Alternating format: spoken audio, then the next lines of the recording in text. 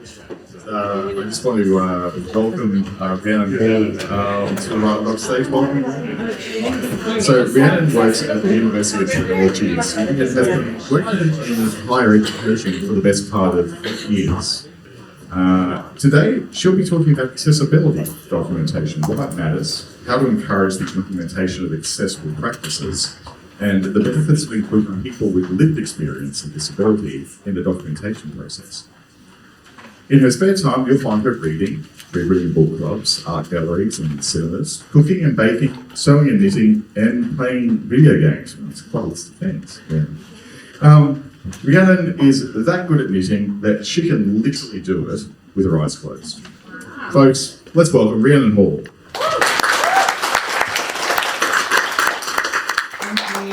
Thanks for the introduction, Jared. Okay, so I'd like to echo the acknowledgement of country from this morning. I acknowledge the Wurundjeri, Woiwurrung and Bunurong people, the traditional owners of this land. I pay my respects to elders past and present, both here and on Awabakal lands where I live and Gadigal lands where I work. And up on the screen at the moment, I have a picture of Newcastle Beach, which is in my hometown. And I should note that it's quite close to Warramai lands as well. And as I'm talking about accessibility today, I'd like to acknowledge Aboriginal and Torres Strait Islander people who fight for disability justice and their important contributions throughout history and now. So thank you for having me. As we've established, my name's Rhiannon and I'm a digital content officer at the University of Technology, Sydney. And I'm very excited to talk to you today about the role of documentation in digital accessibility. Accessibility is an exciting and fascinating field. It's always changing and responding to new technology. There's a lot of space for innovation and problem solving, and it's an area where everybody has the potential to make a positive difference. So to begin with, just a few notes on language. I'd like to clarify and define a few terms that I'll be using. The first key term is accessibility. Accessibility is a term that is sometimes used synonymously with usability. In my context, I'm using accessibility in relation to enabling access for people with disabilities, and I'm mostly talking about digital accessibility. So that would be digital or online spaces or physical spaces that employ digital or audiovisual tools. The second term is people with disabilities. The disability community is vast and diverse, and there are a lot of different ways and different words that people may use to identify. I'm using this term because it's an example of person-first language, although identity-first language is also used. And I also use the term lived experience of disability, because disability is not always a static thing and it may change throughout one's life.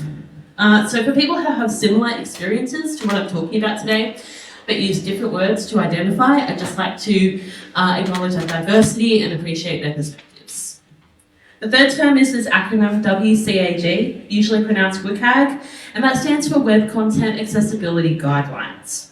These are internationally recognised, recommended standards for online accessibility published by the Web Accessibility Initiative of the World Wide Web Consortium, and are widely used in a variety of digital settings.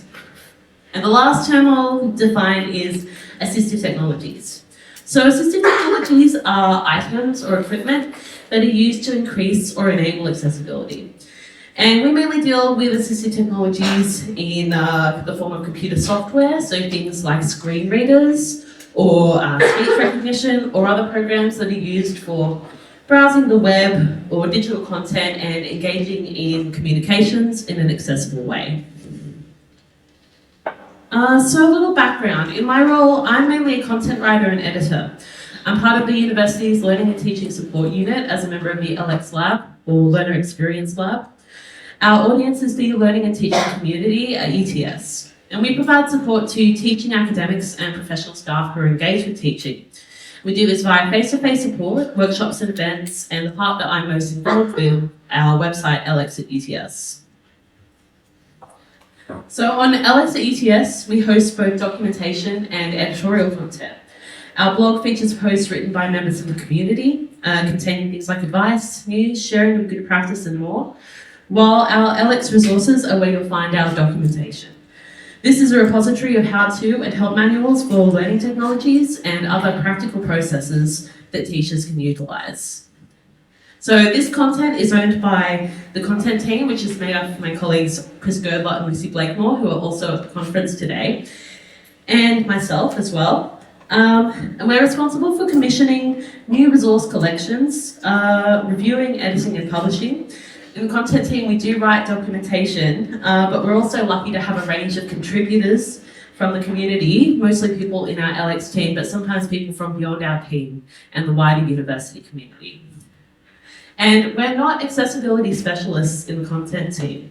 We do work closely with our inclusive practices team, but we're really content generalists who are providing assistance across a broad range of documentation, including instructive material on the university's learning management system, creating videos and a lot of other topics. And all of these are essential, but our approach to accessibility is a little bit different.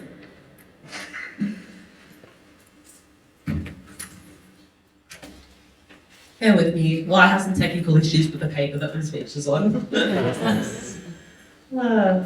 Okay.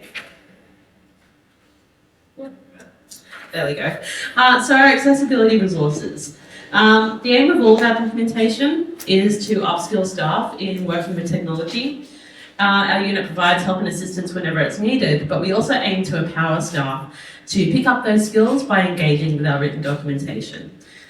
Accessibility is no exception. We have a goal to educate staff on the principles of accessibility and normalise the implementation of those principles in all digital content created at UTS, but particularly content created for students. And the main thing I want to talk about today is how we go about creating effective documentation to not only assist staff in understanding accessibility and adopting accessible practices, but also encouraging staff to prioritise accessibility in their work.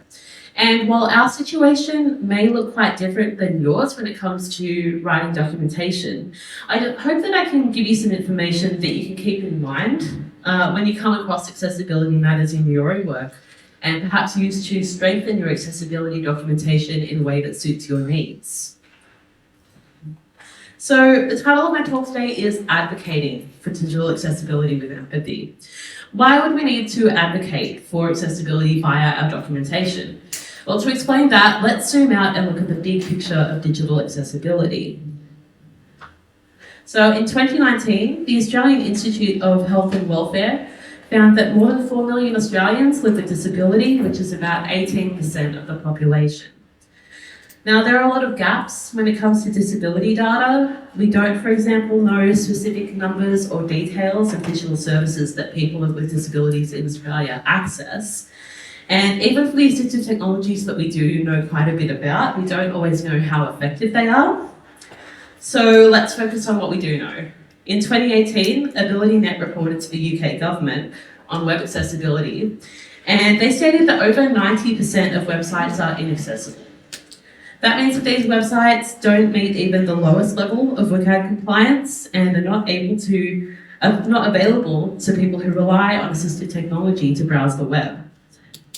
And in 2022, the World Health Organization and UNICEF produced the first global report on access to assistive technology, based on data collected in 35 countries and responses from nearly 330,000 individuals.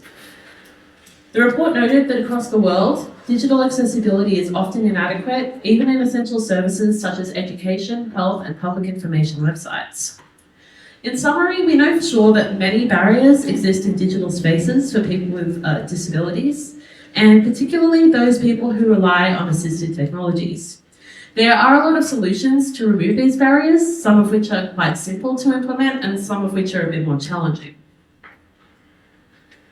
So having established that there is a large-scale need of, large-scale usage of and need for assistive technologies, and that the people who use them still encounter such significant barriers, what does that mean for this part of the population?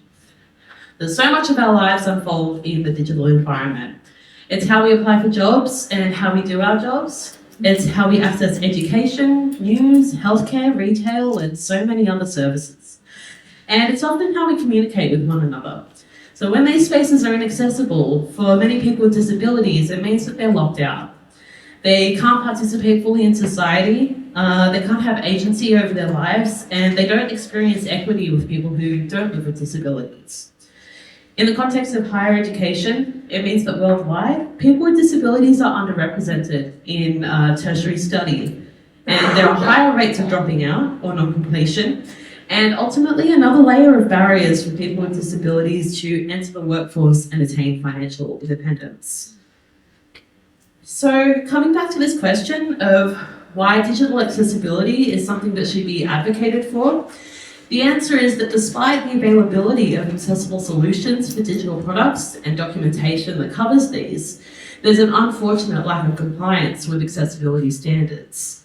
And this lack of compliance not only has adverse impacts on the lives of people with disabilities, but it also means that there's a large group of consumers who are being ignored. The situation is bad on an ethical level, it's bad on a moral level, and for people who are more invested in the business side of things, it's bad on an economic level. So what can documentarians do about these issues? So we have to be realistic. There are a lot of structural barriers that we can't necessarily affect. But we can make an impact on how accessible practices are communicated in our documentation. And this is where empathy comes into play.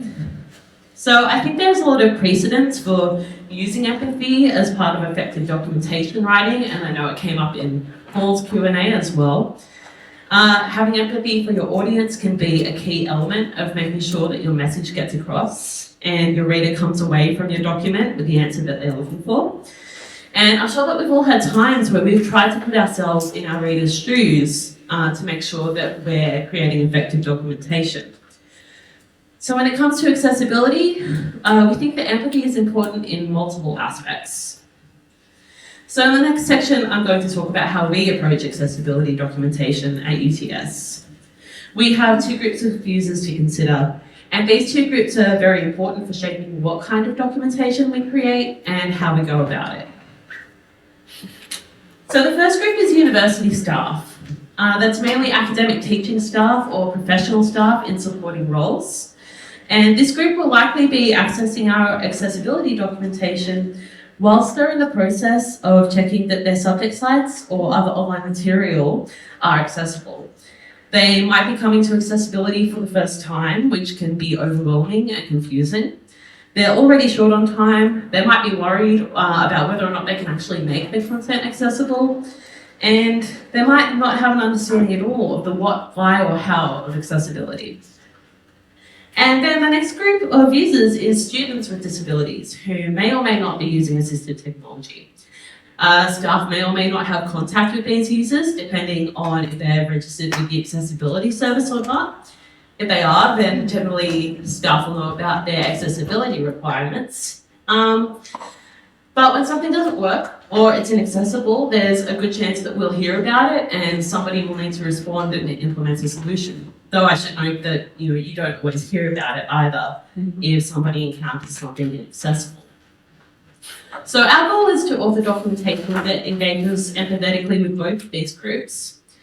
And we consider how we can make accessibility understandable for those with no previous knowledge and their situational limitations of time and digital literacy. And we think about how we can incorporate lived experience to demonstrate the impact of accessible practices for those who need them the most. So we now have 3 separate collections of accessibility resources and an ever-expanding library of accessibility-related blog posts. We have a focus on including students with lived experience of disability in our decision-making process, sometimes through short-term projects, and we've also had a dedicated committee running this year, which has been great, but this was not always the case. In 2020, we have been publishing various bits of accessibility advice on the blog, and some of our staff were running accessibility workshops, but we didn't have a dedicated space on our site for resources or documentation. And something that our colleagues observed when they ran workshops or provided other forms of accessibility support was the difference it made when we could actually demonstrate an inaccessible experience versus an accessible experience. So an example of that is that we created an inaccessibly formatted web page, and would run a screen reader, would run it through a screen reader. And by watching what that experience was like, something really clicked for these people at the workshops when they could put themselves in the user's shoes. And it was such an effective approach that we decided to model our documentation on that approach. And so that led to a project that started our collections of accessibility resources. That project was called Students Explain Digital Accessibility. So that project team included myself, my colleague Katie Donkin, who is now our Inclusive Practices Manager, and our Media Officer, Matt Bella. And we also had a lot of support and feedback along the way from a number of people in our team. And then, of course, on the screen right now are our 5 digital accessibility ambassadors. So for this project, we wanted to create written documentation and embeddable videos that we could put alongside our documentation. So we had a couple of goals. And the first goal, of course, was to address our lack of documentation. But we also wanted to create a documentation that people would pay attention to, because there's a wealth of accessible docs and guides and manuals available online. And all of the specifications are articulated very well in guides like WCAG. And that's very important. But it doesn't necessarily make it more approachable for people who are new to accessibility. And even for somebody who might have a different level of digital literacy, that's going to make things even more complicated. So we needed our documentation to capture our audience's attention and make it easy for them to understand what they needed to do. So our process for that project went something like this. We drafted up a proposal and applied for funding via a university grant program, and we were actually knocked back. Mainly because it wasn't really the right kind of program for us. But then the UTS Centre for Social Justice and Inclusion kindly provided funding that allowed us to do this project. We then coordinated a targeted recruitment process to hire students with lived experience of disabilities for paid positions, and they didn't need to disclose their disability, but we did ask them to be able to talk about their accessibility requirements. So this is a good time to mention that disclosing a disability can be a bit of a fraught process, and we do know that many students and people generally often choose not to disclose their disability in study or professional settings for a lot of good reasons. It might be privacy, it might be a concern about stigma and discrimination, but it's a good thing to keep in mind when you're thinking about accessibility is to focus on accessibility requirements rather than particular conditions. So after the recruitment, we ran a number of collaborative sessions with the students in which we discussed their experiences of accessibility in digital environments. And we brainstormed the most important factors for ensuring that their online content could be accessible. And at the same time, the students were working on their scripts for the videos that we would be producing so that they could share their knowledge in their own words. So we combined our knowledge of what kind of documentation was needed for our staff audience with the expertise that our students shared with us. And that's how we wrote up our first suite of accessibility resources. And then the documentation was published alongside the videos that we produced. And we also had some blog posts that students had written on accessibility topics of their own choosing. We then had an in-person launch event and we promoted the content heavily on our social media channels, our internal channels, our EDM, wherever we could. And there are a number of important outcomes from this collaborative process. And the first thing that comes to mind is how much we learned from the students. And the project really illustrated that nothing can beat lived experience when it comes to decision-making about accessibility. We had chosen a number of focus areas that we'd be writing documentation for, and our discussions with the students not only helped us to confirm the areas that we'd chosen, it also enabled us to remove information that was less helpful and make our documentation more targeted. Another thing we learned about was the different and unexpected ways that students were using their assistive technology, whether it was by using screen readers differently according to their personal preferences, or enjoying the flexibility of captions, whether they had them as a requirement or not. And it showed us not to be too prescriptive. When we were writing about accessibility, try not to write about a certain platform, but looking for advice that would be kind of broadly applicable. And it also showed us the unique ways in which people are using their assistive technologies, and that's something that you can only learn by working with people with lived experience. But of course, the biggest milestone for us was starting off our accessibility documentation, and having this combination of docs, blog posts and videos meant that we had all of this new helpful and targeted content. And we also were able to amplify the voices of the students who joined us on the project. So it's difficult to measure things like the impact of documentation or rates of compliance. Compliance is one of the key issues that we sought to address. It's always a bit of an uphill battle, but documentations and videos have been a vital tool for us in pursuing that. We had a really positive response to the documentation. A number of staff members attended our launch event, and the resources themselves were shared extensively on social media by our staff, by staff from other Australian universities, and also by some people from institutions abroad. And our gateway page to the resources on the blog was our most highly viewed blog post in 2020, with tens of thousands of views. And then this project also led to a collaboration with the Australian Disability Clearinghouse on Education and Training, who are known as ADSET. And we collaborated with the great team at ADSET to adapt some of the resources that we produced in this project for their website. So a lot has changed for us since we completed the Students Explain Digital Accessibility project. We now have a dedicated inclusive practices team in the LX Lab. We're privileged to have people with lived experience of disability in our team, some of whom worked with us on this project. We've expanded our resource collection to cover more areas, and we've had further projects in which we've been able to share our platform with more students who have that lived experience. Our accessibility documentation and indeed accessibility on our own channels is an ongoing project. We still have a lot more to do in this area.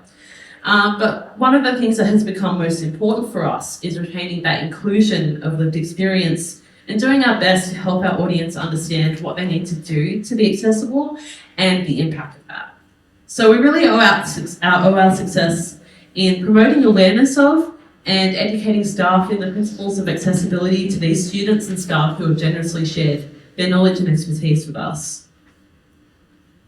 So with all that being said, we definitely didn't invent this approach. People with disabilities around the world and disability activists have long been calling for inclusion in accessibility decision making, and in fact all decision making that affects people with disabilities.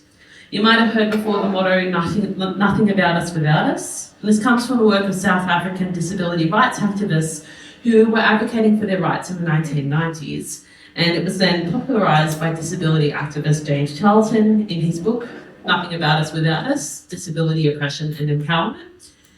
And these words have also come to be associated with various human rights movements, and they speak to the vital need to involve people from marginalised groups, people who often face very serious discrimination and exclusion in the decisions that shape their lives. So in our environment, we're really fortunate to have our end users sort of like right there alongside us, whether it's staff or students. And not all of you are going to have this kind of situation. You might not be in a position to have any kind of contact with end users. You might not be working in a large team. You might not have the opportunity to do what we did and make videos and so on. But there are some ways to make sure that if you're writing about accessibility, you're paying attention to and drawing on the expertise of people who have the experience. So I have a couple of suggestions of ways that you might approach this. And the first one would be starting the technical writing process in your user testing. So I say this knowing that unfortunately accessibility testing is not always part of product development. And this is certainly something that we've encountered in various platforms that we've kind of explored. However, if you have accessibility testing somewhere in development stage and you have access to that development process, it's a really good opportunity to speak directly with accessibility testers and incorporate their feedback into your writing process. And it's a chance to hear directly what the consequences of inaccessibility are and to be able to communicate them. Another thing you can do is you can draw on lived experience accounts from other sources.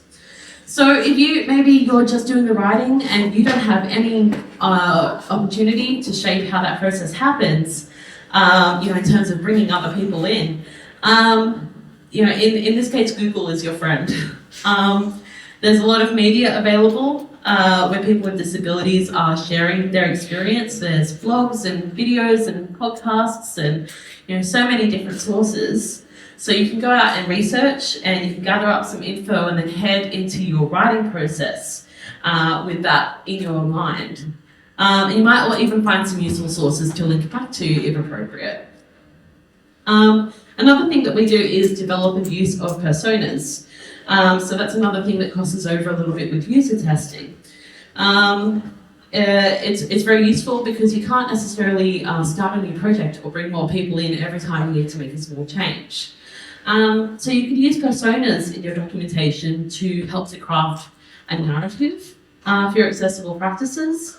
And another thing you can do is try out your product with assistive technologies. So that's not something that's necessarily going to lift up the voices of people with lived experience, but it's going to help you with the empathy part.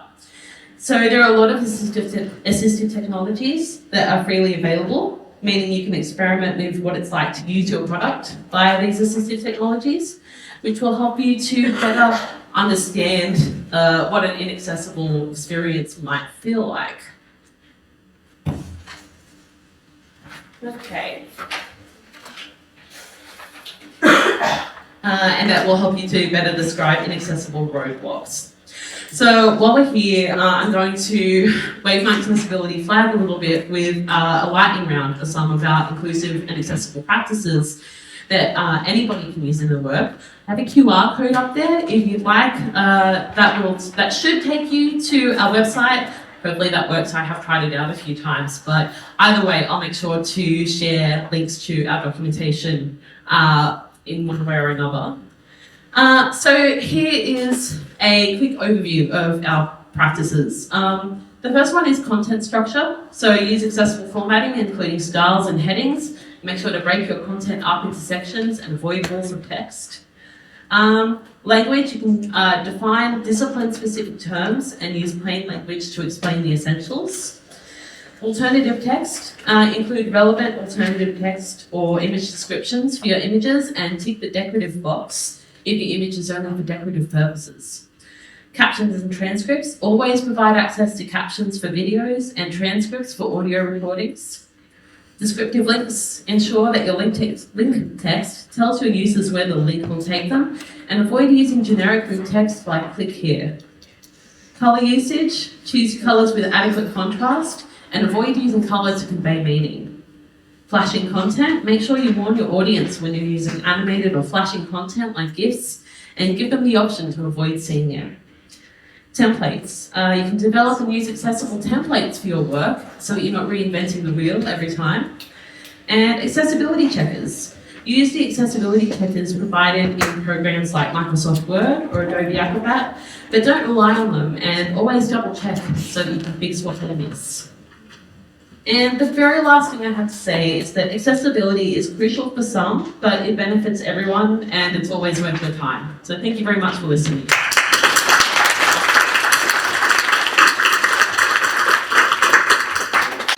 So that's a really interesting question. So when you're faced with a product that has accessibility challenges, how do you then sell the idea of making the documentation accessible when the product itself isn't accessible? Yeah, it's a really difficult one. And there are so many inaccessible products out there. So the one thing I think is I'd really emphasize the kind of recognizing the limitations because it's on all of society to increase accessibility. It's not on one company or it's not on, kind of one type of occupation. And if we try to fix all of the problems, we'll never do anything. We, at in our team, we take an approach that baby steps are really good. Making any kind of move towards accessibility is good. We find that as we've been talking about accessibility for a few years now, more people in our team are starting to speak up and ask if something is accessible. So yeah, I would say baby steps. And look, in terms of if people are really against it, sometimes we'll talk about the legal side of things, and we might point people to cases that have ended up in court over inaccessibility. Yeah, but it's a really challenging one. Sounds like you go in soft, but then you put the legal hair down, because when it comes down to hanging up legal cases, it's okay.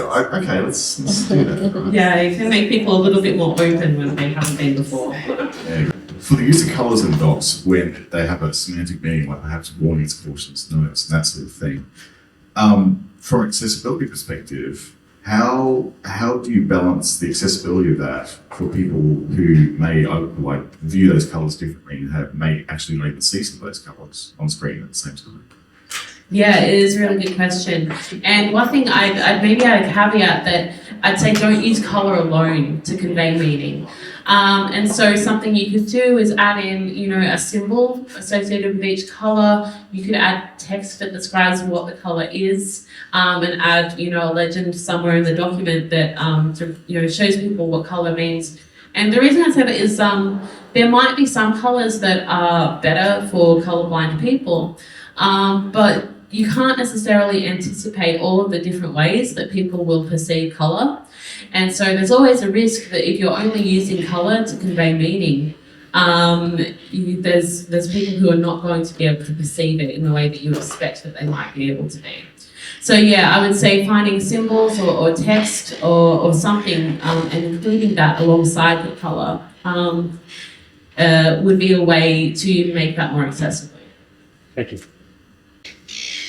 That was more a suggestion, but about accessibility when you're on social media and the notion of hashtags and the use of facing hashtags. Is there any tips that we can use when we're actually, any other tips perhaps we can actually adopt when we're thinking about social media? Yeah, it's a really good point, especially because hashtag usage is such an important part of communication. I think it's sometimes called the giraffe style of doing a hashtag, where you make sure that you capitalize each letter, and that means that rather than a jumble of letters, that a screen reader software should be more likely to actually be able to pick out each individual word. And another one that sometimes comes up is like emoji use. So sometimes on something like Twitter or X, as it's now known, you might see a meme that uses like 20 red flag emojis. And so often the experience for a screen reader is something like, instead of saying 20 red flag emojis, it will say like red flag emoji, red flag emoji. And as you can guess, that's not a great experience. It would be great to see assistive technology be updated to maybe adapt to some of the ways that we use language online, but for the time being, it is really good to consider things like hashtagging and emoji usage. So the question was about certain UI elements in screen, in particular the collapsible menus. How do screen readers and other assistive technologies handle those? So I can't say for every instance we do use collapsible menus or accordion menus on our website. Generally, when in our testing, the heading on a collapsible component should be read as a H2, which means that it should tell the user that this is a new section. I can't speak for every kind of website. It may depend on code and how things are done. I'm sure that it would depend on things like tags. So if you're not sure, it's always a good idea to test it out. And to bear in mind that there may be discrepancies between different types of screen readers as well. I think that's a good takeaway, really. When in doubt, test it out, right? Give it a go. Folks, that's all we have time for this video. Please thank once again Rhiannon.